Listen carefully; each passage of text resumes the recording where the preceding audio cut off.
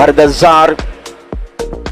Timu ya Uganda y'abari hansi y'emyaka 18 yarabaho kuzomuza akamarizo mu mpaka za Sekafa bwanyuma yo kusinga ya Rwanda na Gor mwe harusha omuzano gwa semi-finals omu mpaka eziriyo nizihindura mu ihanga rya Kenya. Omuzano Abubakar Mayanja no yatebera Uganda Gor mwe nyamunegero mu kiceka cya kabiri eyagise habuhanguzi. Ogu no murundo gwo kubanza empaka eziri kubaho konka Uganda etwire nekora kurunje mu mpaka z'abari hansi y'emyaka 15, 17 hamwe na 20. Twatandika bubi pira bagutugoba naye tuzize tulwana tukulembera ekibinja era katugenze ku final tugenda kulwana kulabangira n'ekikopo tukyagala kuba tutuseewo lwansonga era tulina okukola ennyo si kyangu kuba Tanzania y'amaanyi ne Kenya y'amaanyi naye tulina okulabanga ekitutuusizaawo tukiraga ku lunaku olwokutaano.